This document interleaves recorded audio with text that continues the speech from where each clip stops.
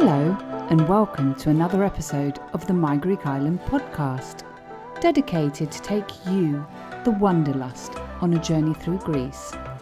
There are 227 inhabited Greek islands. Which one will you visit next?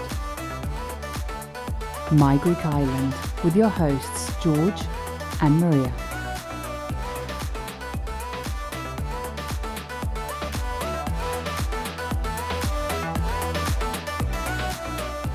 Hello, my Greek Islanders, and welcome back to another episode of the My Greek Island podcast.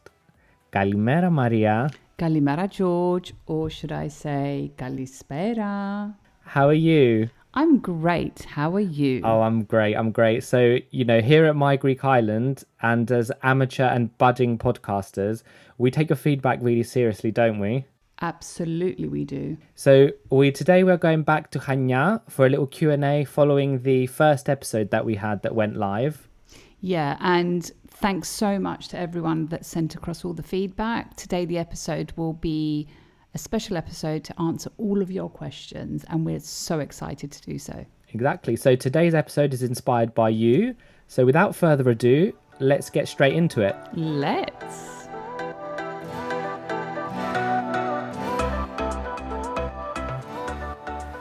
So in the first episode, we talked all about Chania, which is in Crete. So one of the first questions that came in, summer versus winter. Ooh, okay. I think the first question you're going to have to ask yourself is, do I want a beach holiday or not? Because Chania offers some of the best beaches in Greece, so many of you are going to want to see them. So if the answer to the question beach holiday is yes, choose the summer or at least adjacent months to the summer. So at the beginning, May, or at the end, September, October. Otherwise, if you want to visit during the winter, super fun too. I would probably look at it as a city break, like a long weekend or short break where you can just head to somewhere a bit sunnier than where you probably are. Exactly. When do you think my favourite time to visit would be? Your favourite time, George, will be September, October, when it's still sunny and hot, but not too hot, and the crowds have decreased significantly. Yep, and also I'd want to go to the beach. So you talked about it's quite accessible, and that is true. And one of the questions we did get, how can you get to Chania via plane? Chania has direct flights from many countries, especially during the summer months. Most European countries will fly to Chania direct during the summer. And just bringing the UK as an example, you actually have direct flights in the summer from London, Birmingham, Manchester, etc. So you've got quite a lot of flights going in. Now, I've noticed that there's a lot of low-cost airlines flying to Chania from multiple destinations, but you can also get more reputable carriers like British Airways, flying from London Heathrow, and many airlines within the Star Alliance group, like, for example, Aegean, Lufthansa, Brussels Air, etc. So if you're a bit of a frequent flyer queen like I am when it comes to BA or Star Alliance, then they have you covered. Yeah, and whilst you're a BA and Star Alliance queen, I'm the low-cost queen.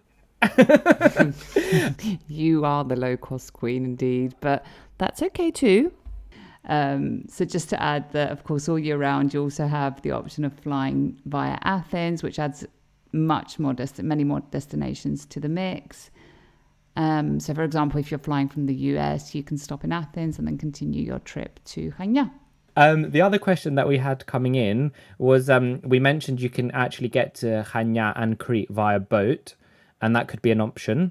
But how much cheaper is the boat? Okay, I don't want to disappoint anyone, but the boat is actually not much cheaper than it would be to fly, and it does add a significant amount of time to your journey. Key difference is that boat tickets don't fluctuate in value like flights do. So let's give an example. A boat from Athens to Chania costs about €50 each way, and that's for a deck seat. If you want a cabin and you're going to be sharing the cabin with another 2-3 people, but the cabin is pet friendly, which I was particularly happy about. You're talking about 60 euros each way. So round trip 120, and that's if you don't take a car, and provided that you're going to share the cabin with other people. Now, if you do take a car and you want a solo cabin, that approximately doubles the price. Then additionally, if you want to take a car with you, which is probably the main reason why you're going to want to take the boat, the car will cost an additional 80 euros each way. So when will you take a boat? Probably if you are combining Chania with another island, and therefore you're going to want to take a boat in order to have that flexibility to do that. Or if, for example, you are traveling to Chania from your home destination and you want to take your car with you. So that would be, for me, the two main reasons that you will be taking a boat. Now, a search engine that I use in order to check the routes of the boats is ferries.gr. So that's www.ferries.gr. And you will be able to see the routes that are of convenience to you. However, just keep in mind that if there's no boat on your selected date, the engine will return boats on other dates nearby and have a note in red to denote that it doesn't fit your search. So just be cautious of that, because once I actually did not notice it and thought I was booking the date that I wanted when I actually was booking the day after. Now, you might ask, what are the popular islands to combine Chania with? And I'm going to mention two. I think the most popular ones that are combined with Chania are Santorini, and the second one is Kythera. And we're actually going to do an episode on Kythera, aren't we? Yes, we are. One of our favourite islands, George, isn't it? It's an off the beaten track island, so stay tuned for that one. Definitely an off the beaten track island, and one that we love very, very much. But just before we move on to the next question, I just want to add that if you're interested in combining Santorini with Chania, you might not find that route on ferries.gr, because there's actually not always a route, but there are day trips that local companies will do. So bear that in mind, just in case you can't find routes, and get in touch. You will definitely find routes from Rethymno or Iraglio from Crete to Santorini, but you might not find from Chania, and the reason is because you have local companies doing those routes, and not the big vessels. Yeah. And also, I mean, Chania is such a big, Crete is such a big island that, you know, you can spend all your time there instead of looking at other islands as well, in all honesty. We did also talk about car hire, and also one of the questions was car hire versus public transport. The listeners wanted for us to clarify which one we would recommend, and what are the taxes like around there in terms of accessibility. Okay. Now, I like to have my independence. Chania has big distances, so you will need some method of transportation. My personal recommendation is to have a car. Not for everyone, I do get it. So there is always the option of a taxi or a bus. They are very accessible. Taxis are very accessible, and the bus routes are actually quite good. So I'm just going to give an example from the airport to the city centre. If you take a taxi, it costs approximately 25 euros, and the bus is actually less than 3 euros per person. Now, the frequency of the bus is quite good. We'll leave a link on the description of the podcast, and they run, for example, I think about between every 30 minutes to an hour from 8 in the morning until midnight. So quite frequent. That's good. But if you do go down the route of renting your own car, bear in mind that all of the big car rental companies do have presence in Chania. So, for example, Hertz or Sixt. And if you're a frequent flyer, for example, with Star Alliance, you can do the trick that I do sometimes, by which use your points against hiring a car. Otherwise, a search engine would be super helpful to narrow down a good deal. Yeah, I think one of the things that I would mention in terms of a tip for car hire is that many people look for car hire online and they sometimes have some really good deals, but it's really important that you make sure you're getting like a fully comprehensive deal and not get stung when you arrive. Oh, yeah, absolutely. It's always better to book before you go, because usually if you try to wait and book something when you arrive, it can be slightly overpriced. So when I was doing a bit of research on the prices for the summer of 2022, on average, you could find a car rental for approximately 40 euros today. 40 euros per day, which is not bad for this summer because the prices have slightly increased compared to last year. Yeah, and a good tip there around the frequent flyer and the points. Yeah, points and perks that you get to enjoy, George, but don't accrue. I get the perks, but I'm still to try that first class lounge. I think that was a hint, my Greek Islanders. So let's talk about accommodation anyway. So let's talk accommodation. We had lots of questions coming about accommodation. You mentioned that Chania is an inclusive destination and fit for all needs, i.e. ticks all the boxes if you are on a dating site. Our listeners were asking where to stay on some occasions. So where would you like to stay, for example, if you are looking to party? Okay, my Greek party Islanders. If you're looking to party, then I would say you have two options. The first is to stay down by the beachfront in the area of Platanias or Agia Marina. So many accommodation options down there. You've got hotels, you've got apartments, you've got Airbnbs, you've got practically everything. You'll have super easy access to the beach bars, in some cases walking distance, which is brilliant. You don't have to get a cab or get someone to drive you, because no drinking and driving, people. And I think there's been quite a few summers where I've literally just stayed down the beachfront and just spent 7 days continuously in a beach bar. So you've got lots of clubs and nightclubs and beach bars, lots going on, and you can have some very late nights. I think there's clubs that go on until 9 a.m. And before you're wondering, I probably haven't left at 9 a.m., but definitely have at 7. Whoop, whoop, yeah.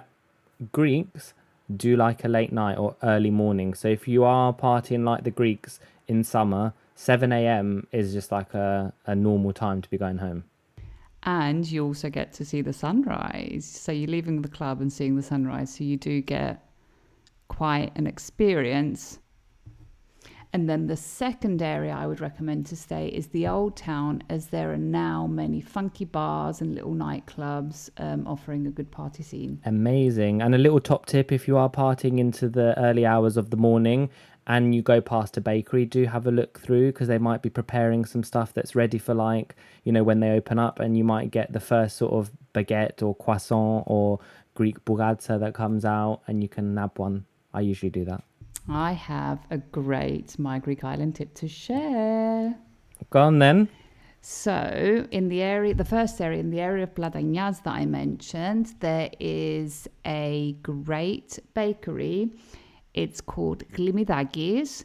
It's one of the famous bakeries on the island. You also have one in the Old Town, but if you choose to stay on the beachfront, then there's one there as well. So if you want to follow George's advice, head to the bakery of Glimidakis. Now, I know it's a mouthful to say, so we will add it to the description of the podcast. Amazing. Yeah, we will definitely be writing those in the description. And then another one was, if people are looking to chill, is the Old Town a good place to be staying, or would you recommend out?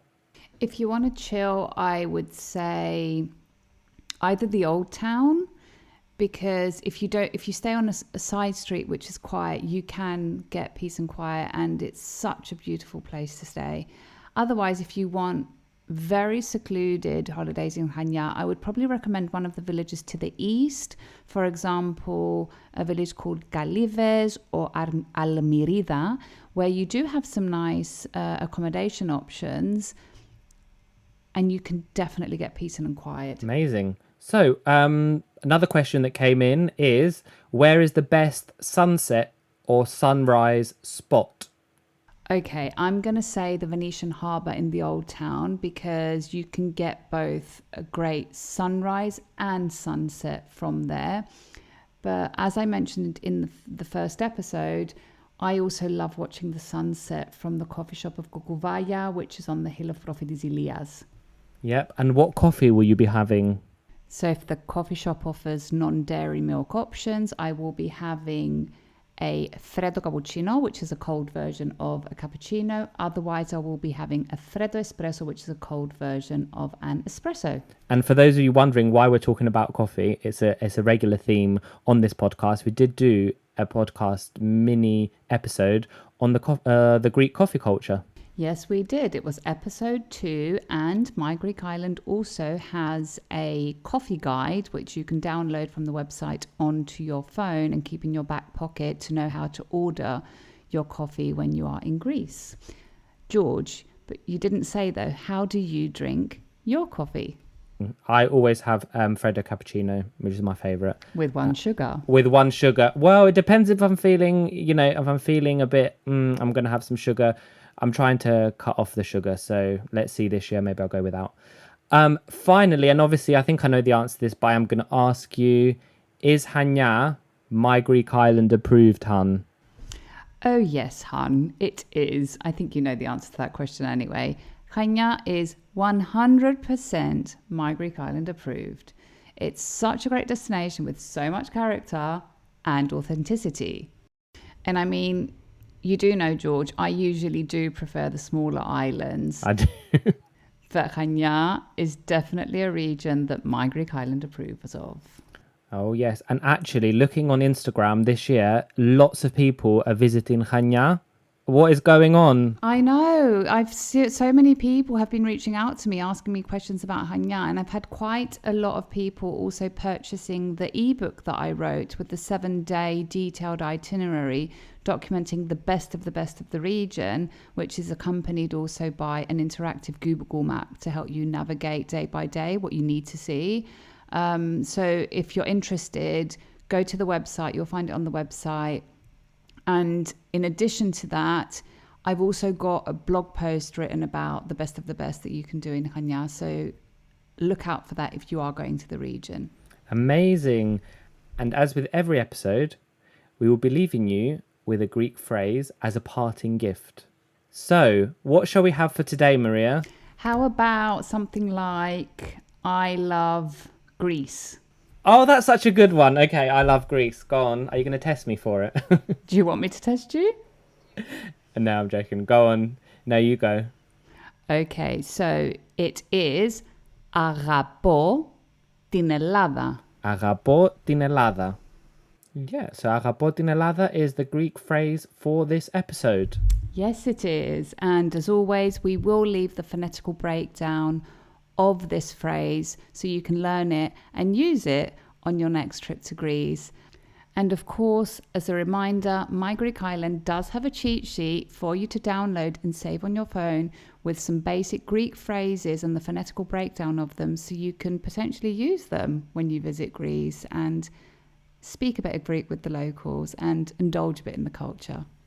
Right, my Greek Islanders, this comes to the end of another episode of this podcast. Now you know the drill. If you like this episode, share it to share the love with the My Greek Island community, where everyone is welcome. And don't forget to follow, like, subscribe, and all that jazz. And maybe give us a little rating from wherever you're listening to us from, so you are notified every time a new episode drops. And if you have any suggestions or requests, get in touch. And for those of you visiting Greece, don't forget to tag @MyGreekIsland on Instagram for a future feature. Until then, see you later, or as they say in Greek, Ta leme.